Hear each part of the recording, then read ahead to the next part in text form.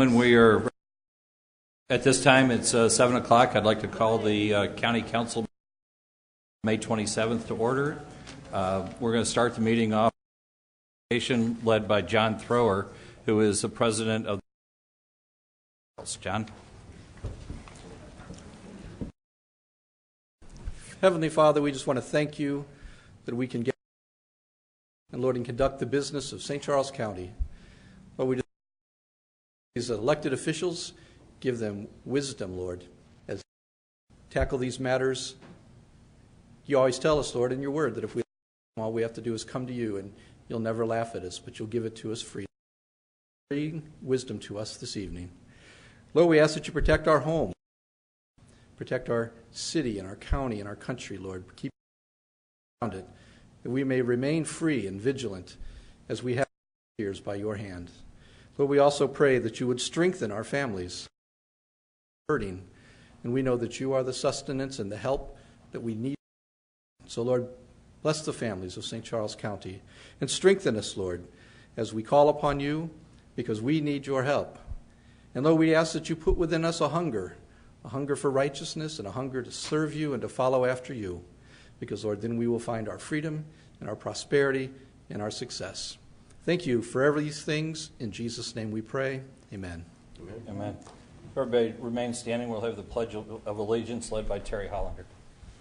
I pledge allegiance to the flag of the United States of America and to the republic for which it stands, one nation, under God, indivisible, with liberty and justice for all. Thank you. We'll have a roll call for attendance, please. Councilmember Joe Cronin. Here. Councilmember Joe Brazel. Here. Councilmember Mike Elam. Here. Councilmember Mike Klinghammer. Here. Councilmember Dave Hammond. Here. Councilmember Terry Hollander. Here. Councilmember John White. Okay, the next part of the agenda is the public comment section. The way that this works is anybody in the audience can talk about something related to county business. Once a subject is opened, we'll have 3 people speak in favor of it and 3 against, and we'll alternate back and forth, and each speaker will be given 3 minutes. Is there anybody in the audience that would like to address the county council at this time? Okay, come forward. We do have speaker cards over here to the table on the right, on my right, your left. If you'll just fill it out after you're done, that'd be fine. Thank you. My name is Jill Shadden, and I own In the Moment Photography. And I wanted to thank all of you who've received so many emails this past week about the initial policy that was banning the photographers on the weekends. And thank you for listening. Thank you for making the change. We're all very happy to be able to shoot our family sessions on the weekends now. There is a little bit of people don't really know what to expect with the permits, so we're hoping for more answers on that, how to apply, how often we have to apply, if it's once a year or every time we're using the park. But we also are looking for a definition of the passive portraiture that's in the second policy to know exactly kind of what's expected. We all agree that there is a need for regulation for photographers. There are so many of us in the parks, and we're happy to see some regulation of that. And there's always going to be people that do things that we don't approve of and bring in big props, and we understand that that should not be allowed. So thank you for addressing that, and we're looking forward to some more answers on how to apply for those permits, and we appreciate your work on this. Thank you. Thanks for coming. We appreciate that. Does anybody else in the audience like to talk about photographers' use of the parks and the new permitting process that's being discussed? Yes, come forward.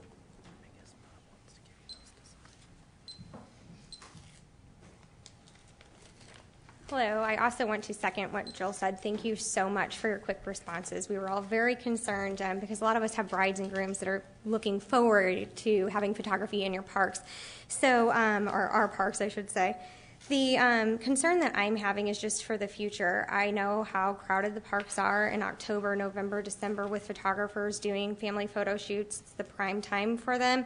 My concern is if there's no fee and there's no proof of insurance, I feel like this is going to be almost a pointless task for someone to have to do, and they're going to be flooded in the fall with photographers. I mean, I imagine at least 20 a day will be coming in of photographers wanting permits to shoot in the parks. And if any of you have ever been to a park on the weekend in the fall, you would understand that that's very likely.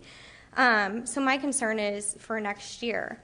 Do we have any idea in mind or a point that we're trying to head to? Because with the way that this was originally worded, it was such a strong ban, and now it's loosened so much that I'm just wondering if there's some sort of ground that you think it's headed towards, so that way we can all prepare, maybe adjust our pricing for next year to be able to accommodate if we have to pay for a permit or things like that. So that would be my main question.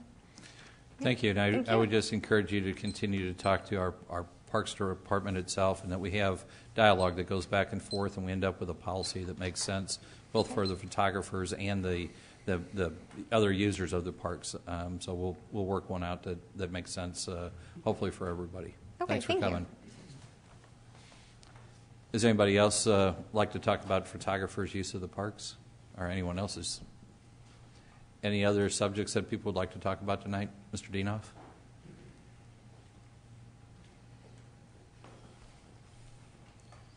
Thank you very much, Mr. Chairman and members of the County Council. A.C. Dienoff, County resident. First of all, what I'd like to address is last month I addressed the issue with our television channel, the St. Charles County Television, through the Media Department or Office of Public Information. Of course, on the internet, it's still black. On the channels, on cable and on dish, there's still a rainbow. So it's been now going on 6 months. We haven't heard an update from the county executive staff as to what these 5.5 full-time and 1.5 part-time person are doing during these months. You're talking about taxpayer dollars here. You're talking about a lot of vital information and communication that needs to be disseminated among the county residents. And we want to know what's going on. I think we deserve some type of update from the county executive's staff.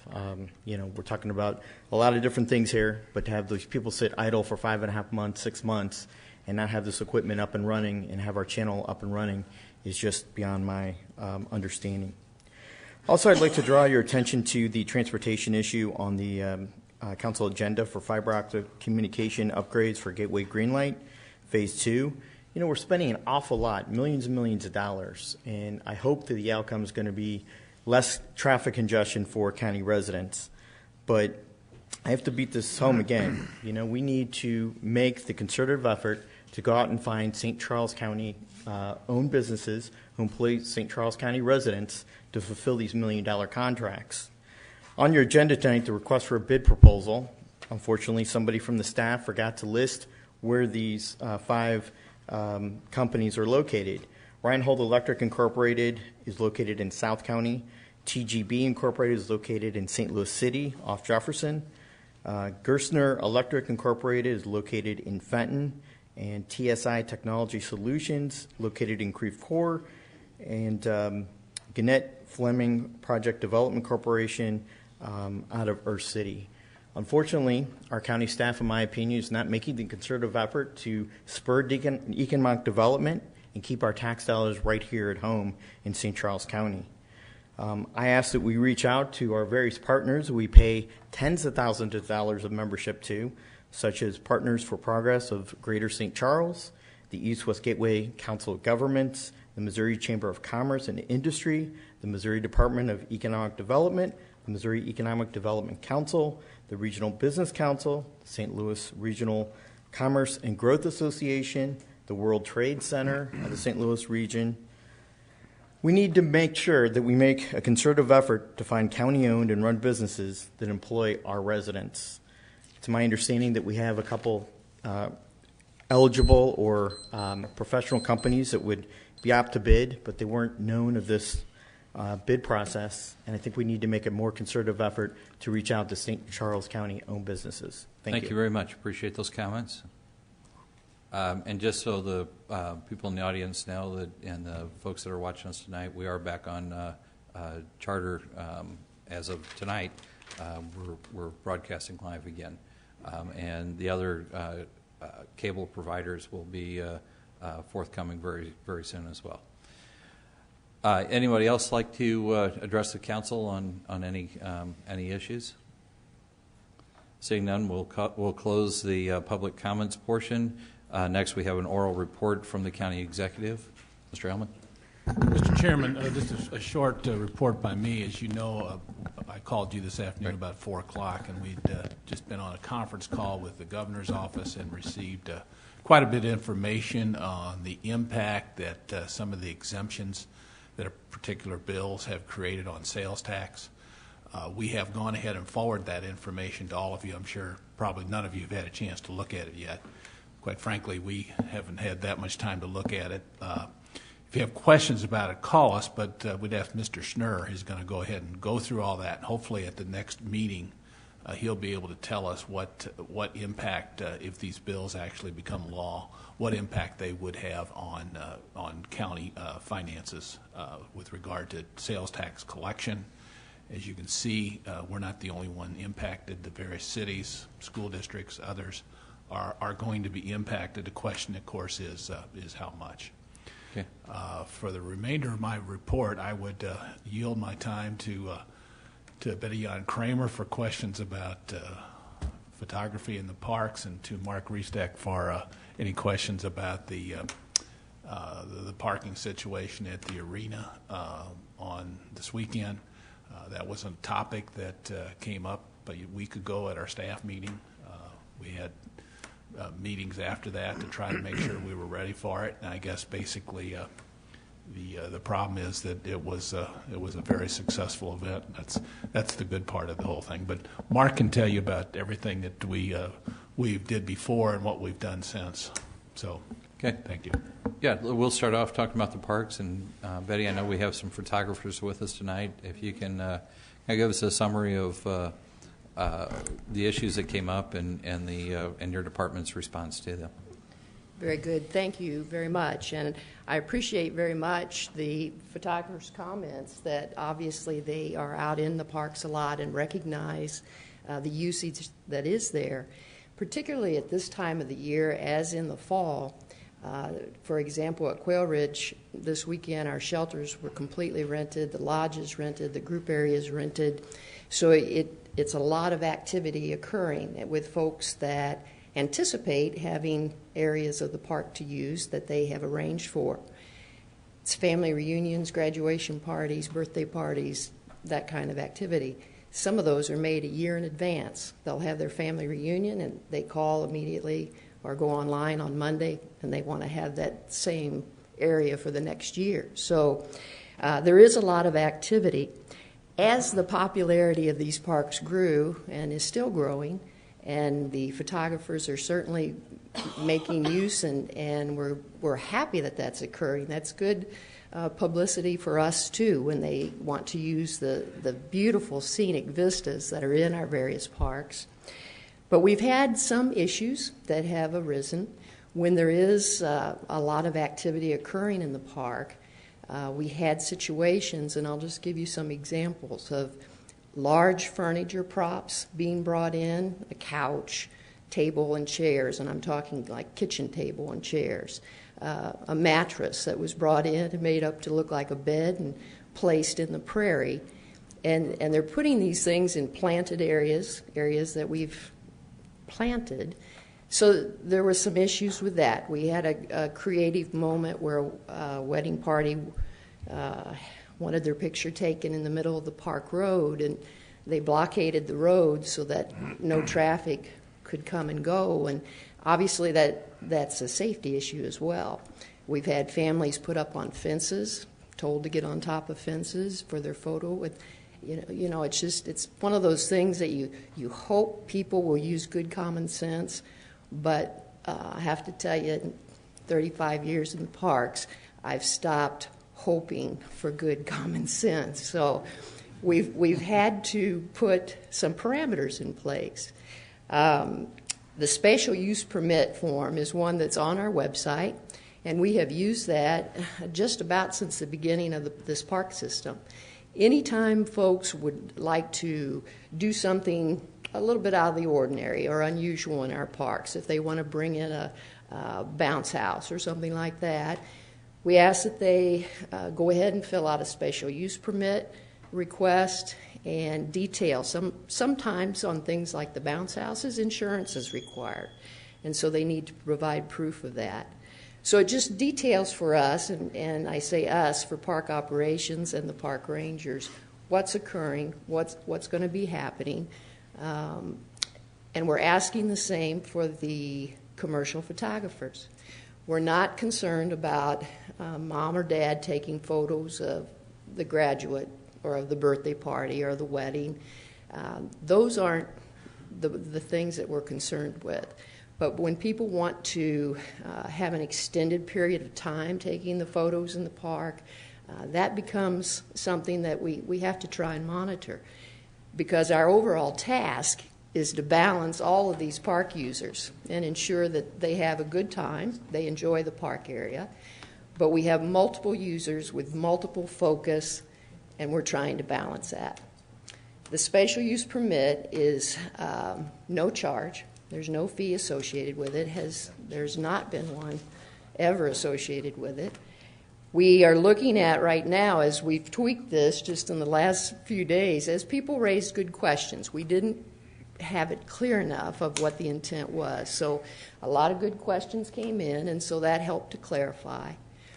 We're looking at doing an annual permit. I don't want to be receiving 20 requests every Friday or every Saturday for these type of photography sessions.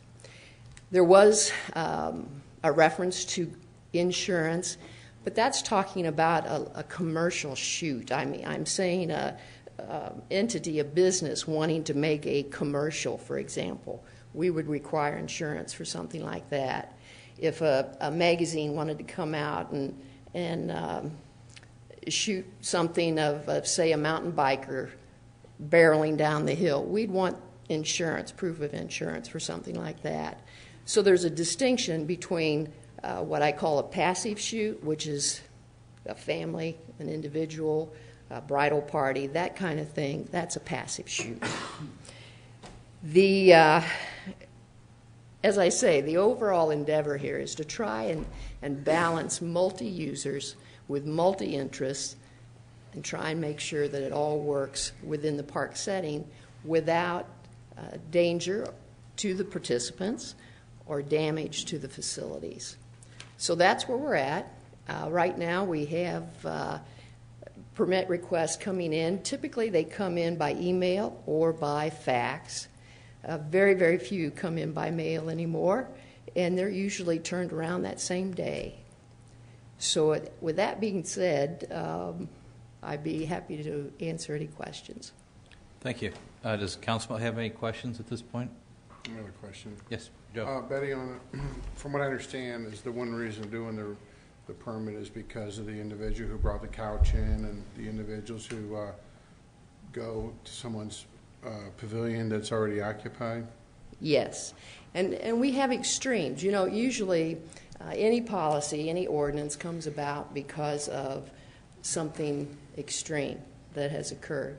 And if we have half-day blocked out times that are advertised by a photographer with 20-minute appointments happening, that impacts an area for parking and such. And yes, if there's a rental already scheduled for that facility, it makes it very difficult to manage with that kind of traffic coming and going and waiting. We've got people waiting for their turn and that sort of thing. So it happens a lot. The only question I have, it seems to me that somebody who would bring a couch into a park and place it in the lane or the road and take photos doesn't have a lot of common sense. And it also seems to me that somebody who would go into somebody's pavilion, if a family rented it, is just plain rude. So I'm not sure how we can legislate that, because it's almost like you can't legislate stupid and you can't legislate, common sense or politeness. It almost seems that even if they get a permit, you're going to have those same kind of people doing those same kind of things. So I'm wondering shouldn't have something like that been handled more on the ranger level, where the ranger had just told those people that you cannot bring furniture into the park, couches, and you cannot go into someone's pavilion where it's been rented and you need to leave. I mean, shouldn't it be handled more on that level than doing all the paperwork and administrative stuff? Well, as I said, I don't assume common sense anymore at all. I don't. By addressing it through a permit process, we do know then if there's activity that's going to be occurring. They know because they receive the policy that don't even try to bring in that big couch and don't bring in that mattress, don't bring in that kind of thing. And that's fair to them. They know the rules of the game then.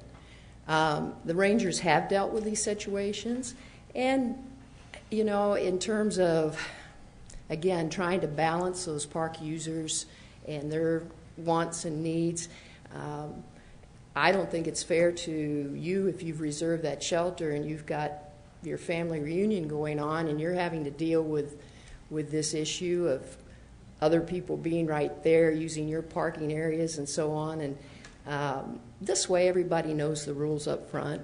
And I think that's the fairest thing that we can do. If we have someone that then insists upon bringing in something outrageous, we deal with it then. But at least they know up front the rules, and I think that's fair. Anybody else have any questions or Mr. comments? Chairman. Yes, Steve. Is it fair to say that the problem isn't taking a picture, it's how many pictures you're going to take and how long you're going to be there and what's disruption you're going to cause to other users? Well said. Okay, and that was the original intent, and I think we all agree maybe could have been said clearer. But that was the original intent all along, and that's the intent as we go forward. Okay. Thank you. Mr. Elam? Can we, like on the website right now, it has the special use authorization permit. That's what we're asking them to use, right? Yes. Is there any chance we can make that, instead of it being a PDF, make it a Word document, and make it a way that we can submit it straight through the website, as opposed to, it's just a pet peeve of mine. I hate PDF documents because you can't type on them. You got to print them off and then write them out and then do something with them. And if you write like I do, no one can read it after you do it anyway. So just something where we could maybe just make it a Word document to make it easy. And if we could make it at some point, and I know Colleen's in the middle of kind of walking us through redoing all of our website stuff, and we're probably looking at what, end of August before that's going to be September. So maybe if we can look at a way where we can make those permits something that you can make digital as opposed to paper, where if somebody does have that permit, they could just show it on their phone, they could show it on their iPad, something like that, where it's not just paper. That's something I think would probably be more convenient for people. I know I'm not good at keeping up with paper, so boy, I'm just I'm bad at stuff tonight, aren't I? So, sorry. It just seemed like the easier that we could make it, I understand why we're doing this, but the easier that we could make it would probably be better for everybody involved. Certainly. And Councilman, I think too that what we want to do is move the photography special use permit into its own document, so because we're going to have a tremendous volume. That's clear from the conversation that we've had with some of the folks who wrote to you, and Councilman Crone and Councilman Klinghammer. Yeah, I had no idea we had that many photographers in St. Charles County. That was, wow. I thought people didn't like red light cameras. Boy, there's a lot of photographers. Cameras are easy to Good buy. information that came from that, and I think that'll help us to kind of form the permit into a consolidated statement with the rules in a clearer form. There's still some questions that have been posed to us that I think we need to answer for them, and get that all packaged as one. Then when they sign off, they have their permit for a year, and yes, it'd be great if they can have it right on their phone or whatever device they have. And we know that if we have somebody who is, Councilman Brazel brought up, is doing something crazy, we can say, it'll be education first. If they don't respond to that, letting them know that they have a citation for that. I'm not talking money type citations, and frankly, if somebody violates over and over and over again and just ignores the rules, that they lose their permit. So it's just a matter of hopefully an education tool and then voluntary compliance by folks who are just out there trying to do their business of taking family portraiture and photographs of weddings in the parks. And they're a great setting for it, and we know that. So we want to support that, but we just need to cut out the kind of crazy stuff that's gone on here and there. Thank you. Joanne, I'd like to thank you and your staff, Betty. You guys, you listened to what our constituents were saying. You modified it. You were willing to change, and I think that's the part about local government that really works.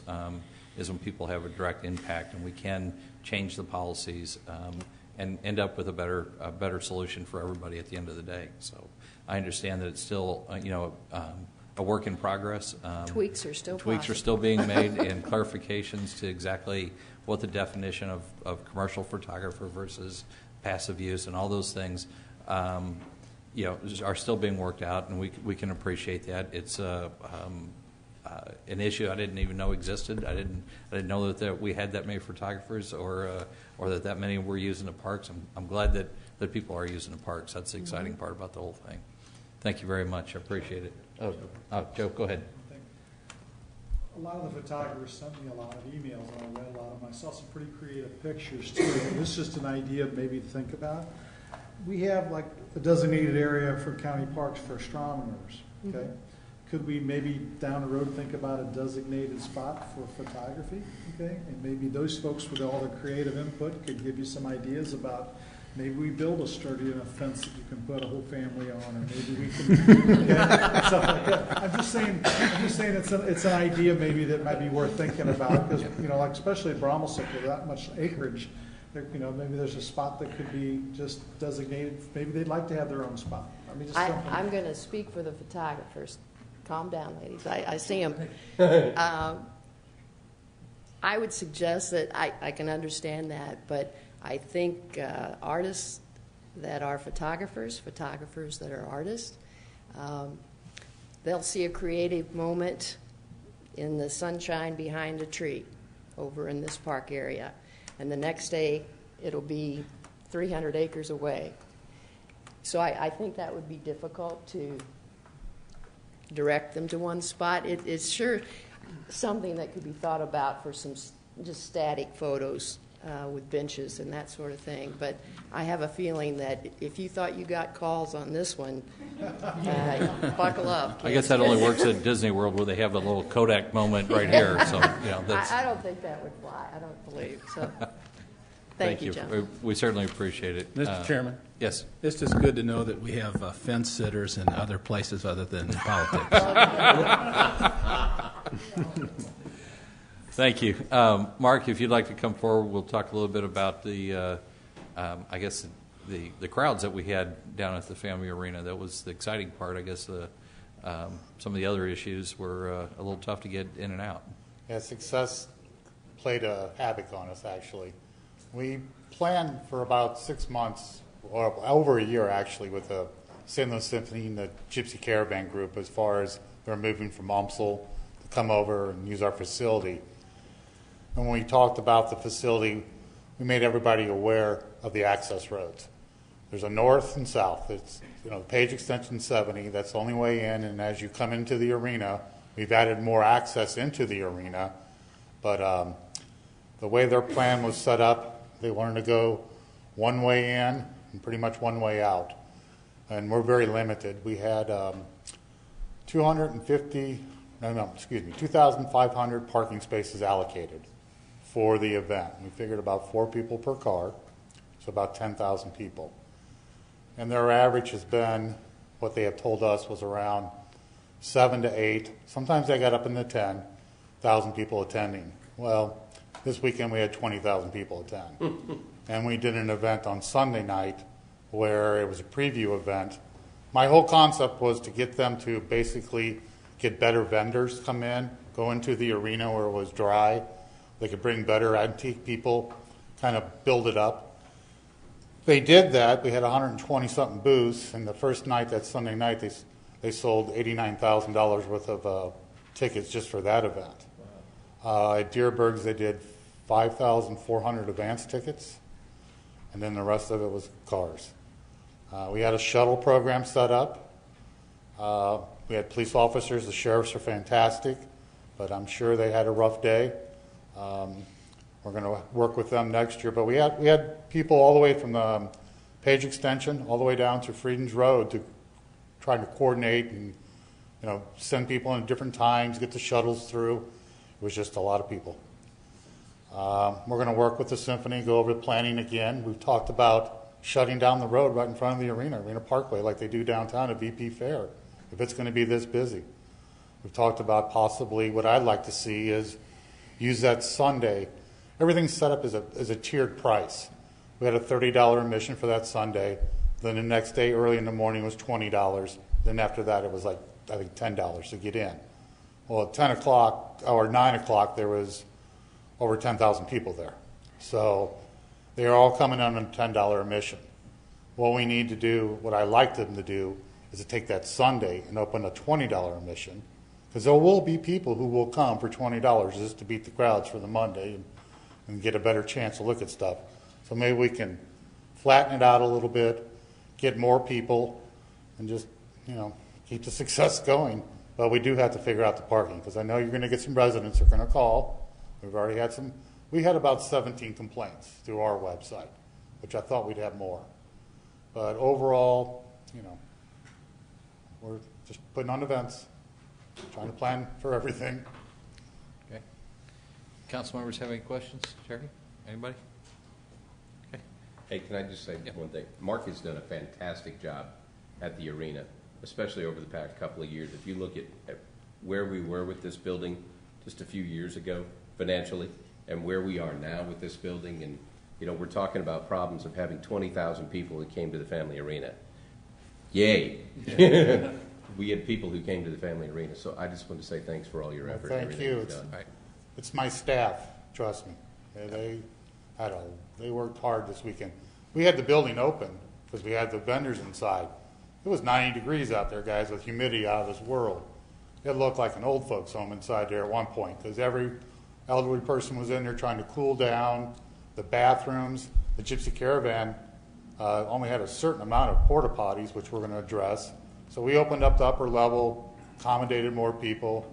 Next year, I'm going to open up the whole bowl and put vendors up there. So I think we can get a little bit. But once again, that's more parking spots. That's more trying to figure out where we're going to put these people. So we'll figure out something. Thank you. Great. Thank you. Appreciate that. Okay. Mr. Ellman, did you have anything else? No, sir. Okay. Thank you. Next, we have the consent agenda. Any motions? Motion to approve. Not yet. I'd like to make a motion first to remove the Homeless and Indigent 2014 Fund recommendation from the consent agenda. Second. Okay, motion's been made and seconded. All in favor of removing it, say aye. Aye. Opposed, say nay. Okay, that item's been removed. We'll discuss it in just a moment. Any other items that people would like to remove? I would like to make a motion to remove the transportation bid from the consent agenda, please. Second. Okay. Motion's been made and seconded to remove the transportation bid from the consent agenda. All in favor, say aye. Aye. Opposed, say nay. The ayes have it. Those two items have been removed. Anything else? Is there a motion to approve the remaining portion of the consent agenda? Motion to approve. Second. Okay. The remaining portion has been, motion's been made and seconded. All in favor, say aye. Aye. Opposed, say nay. The ayes have it. Let's go back and talk first about the motion to remove the Homeless and Indigent 2014 fund recommendations. Okay, I believe that there's a memo recommending that the Community Assistance Board funding, including the CDBG homeless activity recommendation, which the council will consider at the June 9th meeting. I think Wayne is, okay with that. That's okay. So the motion is to approve the indigent funds, and we will talk about the portion for the CDBG funds at the June 9th meeting. Make the motion. Okay. Motion's been made. Is there a second? Motion been made and seconded. Any further discussion? Seeing none, all in favor of approving it, just the first portion, and talking about the CDBG portion at the June 9th meeting, say aye. Aye. Opposed, say nay. The ayes have it. Okay? Thank you very much. We appreciate you all coming. There didn't seem to be any questions. Thanks. Next, we'll talk about the transportation bid. Mr. Cronin, I believe you're the one that pulled that off. You'd like to lead it? Yes, sir. John, I got a couple questions on this one. From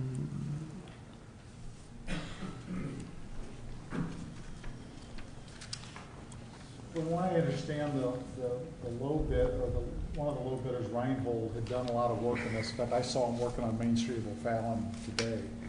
And I was kind of upset, well, I should say upset, but when I saw the people got the bid, they got it because they're a DBE enterprise, okay? And we're paying $275,000 more to use them because they've got the DBE designation, okay, which is disadvantaged business entity.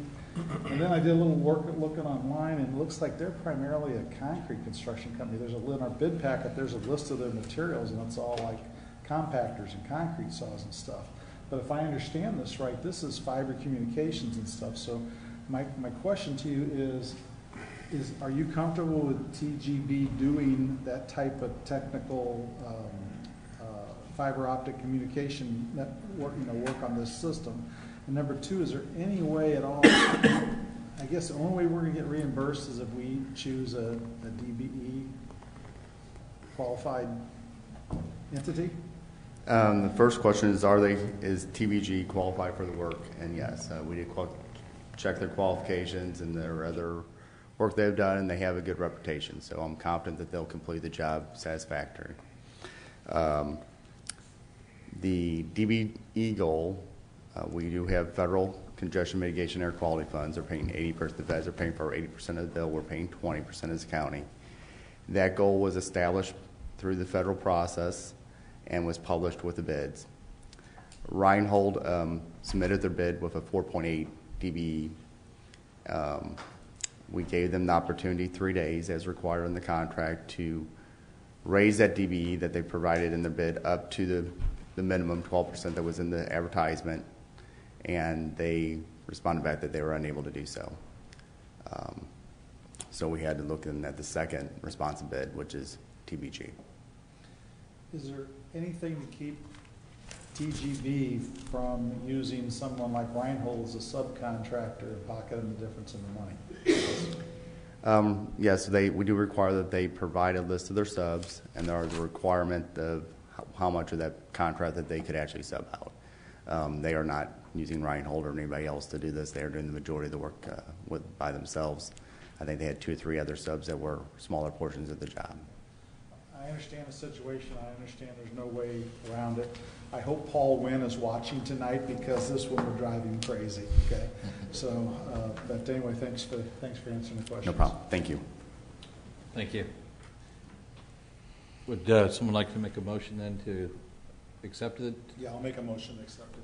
Okay. Second. Motion's been made and seconded. Any further discussion? Seeing none, all in favor of accepting the bid as presented, say aye. Aye. Opposed, say nay. The ayes have it. Thank you. Mr. Bamer, I think you had a comment you wanted to share with us. Thank you, Mr. Chairman.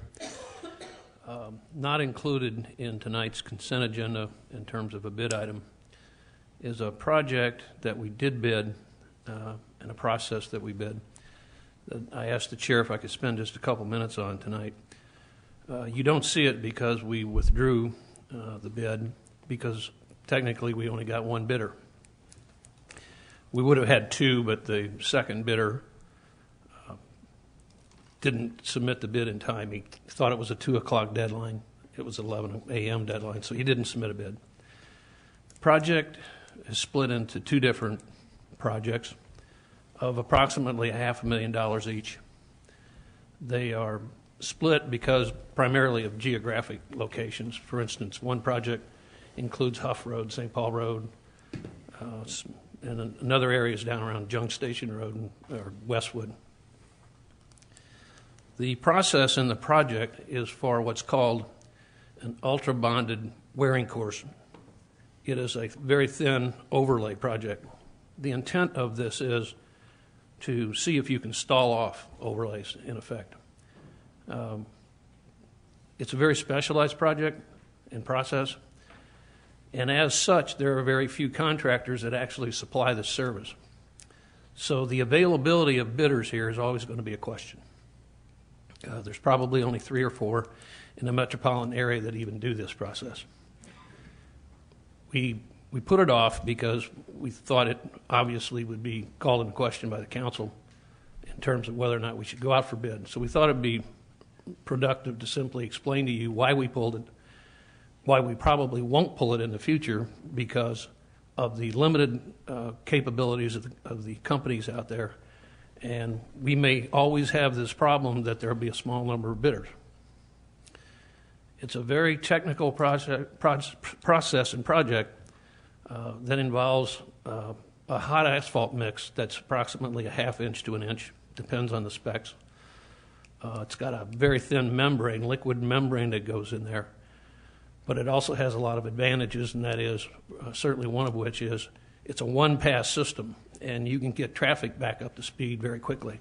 As soon as the hot mix asphalt gets down to a certain temperature, the traffic can go right back on the road. So it's a very quick process. But again, because of the type of specifications of the hot mix, it's going to have to be a special batch. And maybe the company that would normally bid is busy on another project and maybe just can't get to it. So we're going to have these in the future, these conflicts in the schedules and the amount of companies that are going to bid. And I just wanted you to know up front that we probably would in the next time submit it for your consideration, and then you can do what you want. There's probably more variance in the commodities involved in a project like this than there is whether or not there's two bidders. Oil prices being up this year may have compensated more for an increase than what, for instance, two companies bidding because of the price of oil.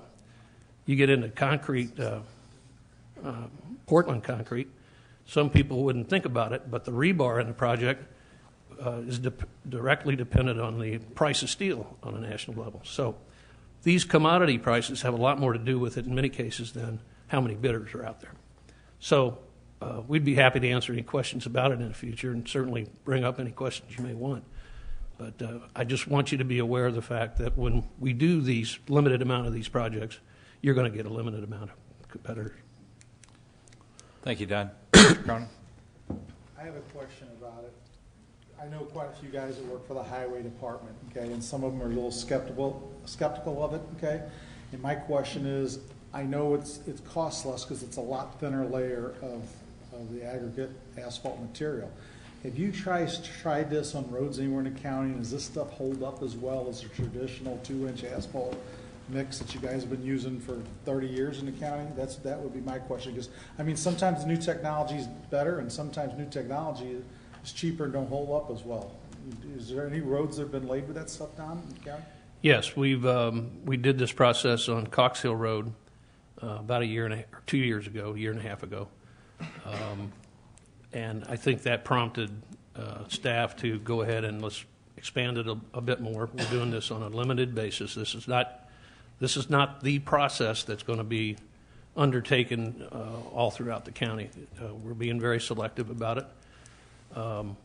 Bonded wearing course projects have been on the scene in the United States for about 20 years now. It started in France, but still is limited in the scope of projects that are out there.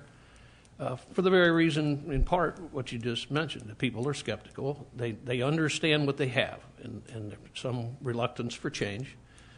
But the industry indicates that you can perhaps extend the life of the surface another 7 to 12 years.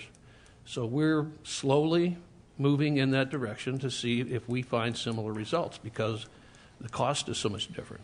The other issue is there are benefits besides just cost. The type of asphalt cement mix that we're talking about here has a different aggregate, and it allows for a more permeable surface. In other words, you won't have as much pooling, you won't have as much surface water. And that has benefits in terms of safety. It gets the water away, so there's more traction on wet days. And also, there's the back spray issue. As a car directly in front of you back sprays your windshield because of that pooling water. So this has a tendency to drop that water below the surface a bit and helps and makes it more safe. On that, Don, what's the kind of track records are they proven in areas that have a freeze-thaw cycle? Because if it's going into the asphalt, you're going to have more breakage, aren't you? I don't quite understand. I'm sorry, I don't quite understand. I mean, you said it, I'm just curious about the, asphalt. I sell asphalt, so I'm just curious on how, if it's a new product, and there's nothing wrong with using a new product, but is there a proven track record? That's the first question I have for our application and in our environment. Because if it's permeable, if it's taken in the water, like a sponge, so to speak, then you're going to have possible problems with freeze and thaw and cracking and spalling and things like that. So my question is, do they have those track records in our environment? They have a track record throughout the United States, I think it's fair to say. And I from what I've been able to ascertain, you have strengths in certain areas. For instance, Minnesota and Michigan, they've done projects up there, so that freezing and thawing, as you've described, certainly occurs up there. They've also had projects in the West, in the state of Utah, I believe. But again, this is a 20-year. There's a 20-year history, and it's certainly something that we're seeing a bit more of all the time. And we're investigating it on a very cautious basis, I think. And I think that the Highway Department has acted very prudently here, and I appreciate the fact that they're willing to try new things. I would much rather be in this position tonight than if you knew about ultra-thin bonding wearing courses and were asking me why we weren't using it. Joe, did you have anything else? I have one more. Just in case this is the next peanut butter, the greatest thing since peanut butter. If you thought about, instead of having outside contractors come and put this stuff down, what it would cost to have county highway department invest in the own application equipment so that you could put it down at will through the county? Would that be probably, because it's possible that could be cheaper? My guess would be, Mr. Cronin, that at this stage of the game, we want to be cautious, and there probably is some application for this, but is this a process that I envision that we would use on most county roads? I'd say probably not. I think it's a good use in certain situations. It's kind of like the old question of, instead of hiring out for design firms, should we be designing everything in-house? It's an age-old issue. Anything else, guys? Okay. Thank you. Thanks, Don. Appreciate that. All right. My computer went down here, so Mr. Elam's going to try to fix it. And meanwhile, thank goodness we have paper backup. So sometimes old technology really is better. Okay. Next on the agenda, we had bills for final passage. You want to read the first one, please? Bill number 4084, an ordinance amending sections 410.210, 410.220, and 410.320 ordinances of St. Charles County, Missouri, OSCCMO, relating to subdivision plats. Hey, any questions on this one? Comments? Seeing none, roll call vote, please. An ordinance amending sections 410.210, 410.220, and 410.320 ordinances of St. Charles County, Missouri, OSCCMO, relating to subdivision plats. Councilmember Cronin?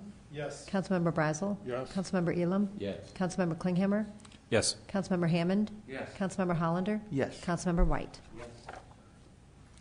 Okay, bill number 4085. Bill number 4085, an ordinance authorizing the county executive to execute an intergovernmental agreement with the city of Weldon Spring for code enforcement. Any questions, comments about it? Seeing none, we'll read it and call it. An ordinance authorizing the county executive to execute an intergovernmental agreement with the city of Weldon Spring for code enforcement. Councilmember Brazel? Yes. Councilmember Elam? Yes. Councilmember Klinghammer? Yes. Councilmember Hammond? Yes. Councilmember Hollander? Yes. Councilmember White? Yes. Councilmember Cronin? Yes.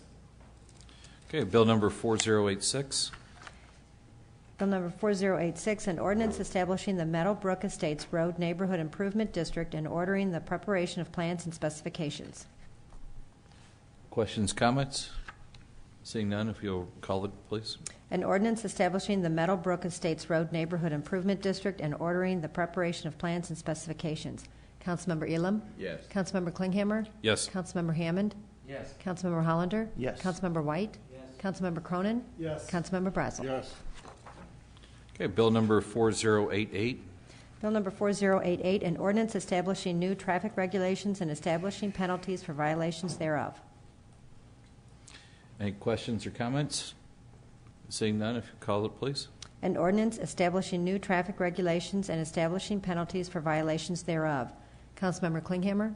Yes. Councilmember Hammond? Yes. Councilmember Hollander? Yes. Councilmember White? Yes. Councilmember Cronin? Yes. Councilmember Brazel? Yes. Councilmember Elam? Yes.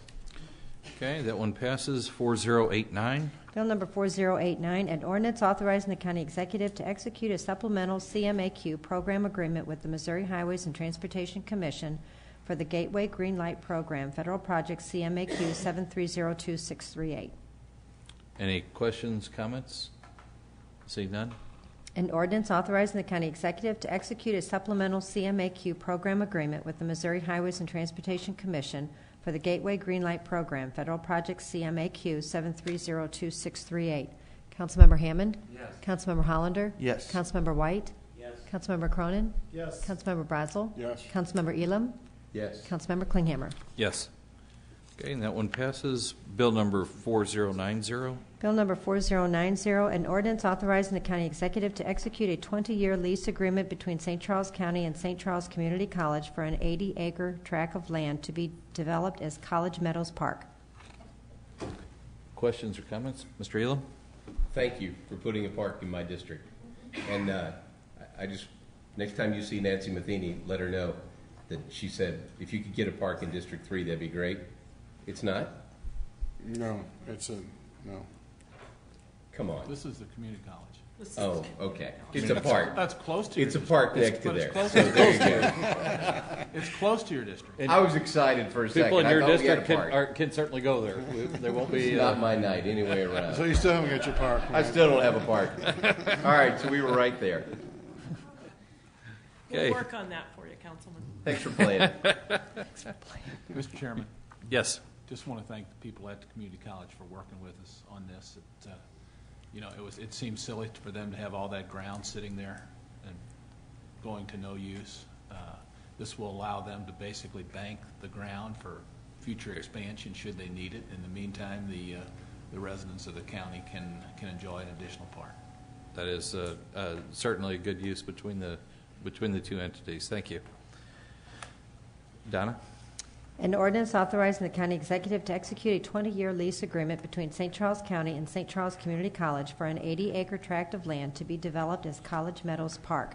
Councilmember Hollander? Yes. Councilmember White? Yes. Councilmember Cronin? Yes. Councilmember Brazel? Yes. Councilmember Elam? Yep. Councilmember Klinghammer? Yes. Councilmember Hammond? Yes. And that one passes. Bill number 4091. Bill number 4091, an ordinance authorizing the county councilor to execute agreements with other governmental agencies, including the Missouri State Highway Patrol, as administrator of the Missouri Statewide Criminal Justice Information Systems, or CJIS, and the Regional Justice Information Services Commission, or REGIS, as required by law for the security and use of criminal justice information provided or held by the county counselor's office in prosecuting violations of ordinances in the county municipal court. Questions or comments? Seeing none, if you'll read it and call it again. An ordinance authorizing the county councilor to execute agreements with other governmental agencies, including the Missouri State Highway Patrol, as administrator of the Missouri Statewide Criminal Justice Information Systems, or CJIS, and the Regional Justice Information Services Commission, or REGIS, as required by law for the security and use of criminal justice information provided or held by the county councilor's office in prosecuting violations of ordinances in the county municipal court. Councilmember White? Yes. Councilmember Cronin? Yes. Councilmember Brazel? Yes. Councilmember Elam? Yes. Councilmember Klinghammer? Yes. Councilmember Hammond? Yes. Councilmember Hollander? Yes. And that one passes. Bill number 4092. Bill number 4092, an ordinance authorizing the county executive to execute an intergovernmental agreement for financial assistance, grant 2014002, between St. Charles County and the St. Louis Jefferson Solid Waste Management District for receipt of funds in an amount up to $70,000. Any questions or comments? Mr. Cronin? Yes, and I know, Julie, you're probably not prepared to answer this, but I read this thing, and since it's in my district, I have a little bit of concern from the sense that it's for, basically the funding is going to go to build an additional household hazardous waste bunker. And since that part of the county, most everyone gets their water from private wells, I'm hoping that you guys don't store a whole lot of that there. Maybe you get it in that bunker and get it out of that bunker, okay? So that's more a comment and a concern than it is anything else. So I don't know if you have a bunker now. Maybe this just makes what you're storing even more secure. But you know, find a good cement kiln and get that stuff out of my district if you can. Okay. Thank you. Any other questions or comments? Seeing none, if you'll read it and call a vote. An ordinance authorizing the county executive to execute an intergovernmental agreement for financial assistance, Grant 2014002, between St. Charles County and the St. Louis Jefferson Solid Waste Management District for the receipt of funds in an amount up to $70,000. Councilmember Cronin? Yes. Councilmember Brazel? Yes. Councilmember Elam? Yes. Councilmember Klinghammer? Yes. Councilmember Hammond? Yes. Councilmember Hollander? Yes. Councilmember White? Yes.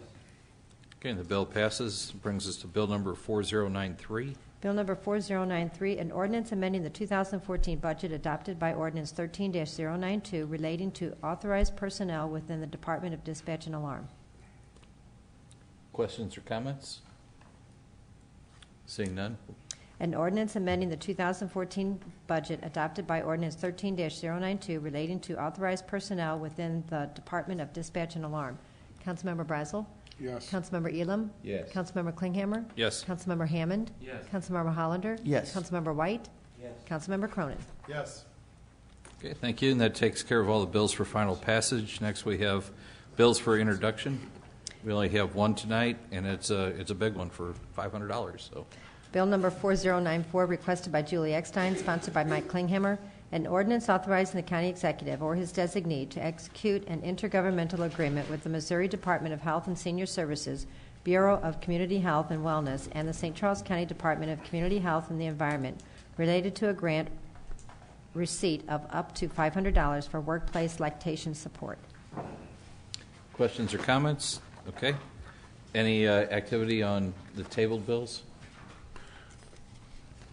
I did talk to on the AT. I talked to both sides, and they'll come up with a compromise. Okay, we'll be ready for June 9th. June Yeah. 9th.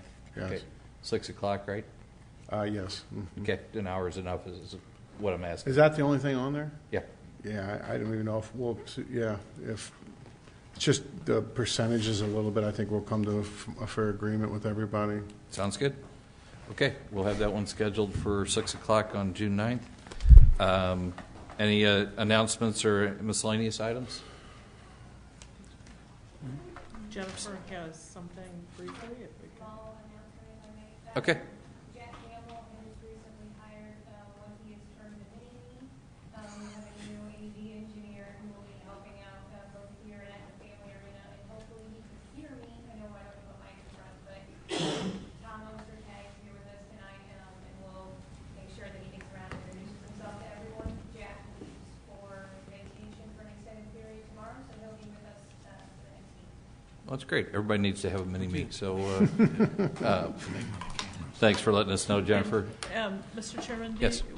I know that we sometimes get a request about the station and post damage to the building, but if I could take a moment, I Please. know you didn't actually ask me to, but if I could bother you for one.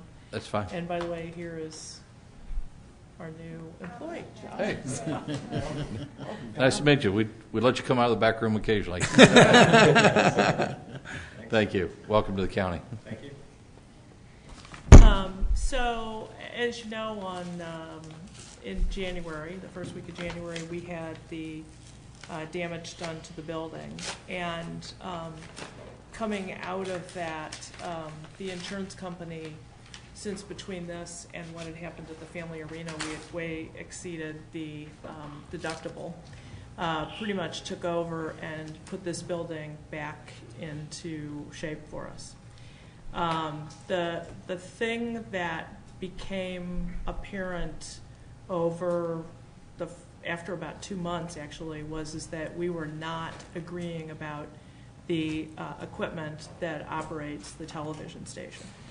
They had acquired a company that nationally takes the position that video and digital equipment, even if it was turned on when it was wetted down sufficiently, basically under a shower for an extended length of time, is still salvageable. We did quite a bit of research and found that while you may be able to eventually turn that equipment on, it's not going to work for very long and it's not going to be reliable, especially in a situation where we had equipment back there that was everything from 15 years old to a day old on the day that that event occurred. And so we got into an extended dispute with the insurance company that in fact is not solved even at this moment.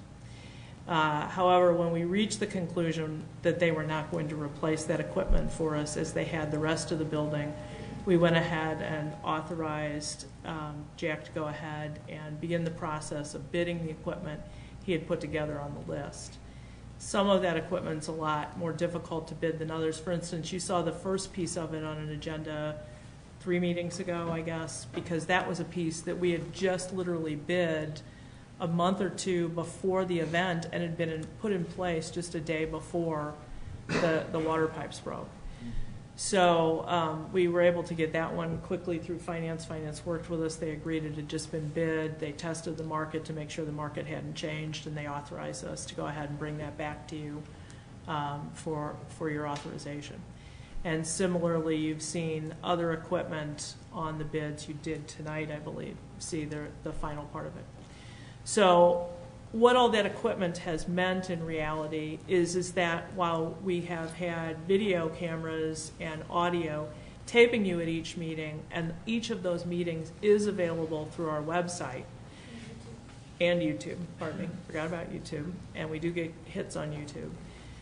You have not been on Charter until tonight, and this is a live meeting on Charter, but there is a final piece of equipment that has to be put in place that will arrive after your approval tonight in about 3 weeks that will allow us to do replays.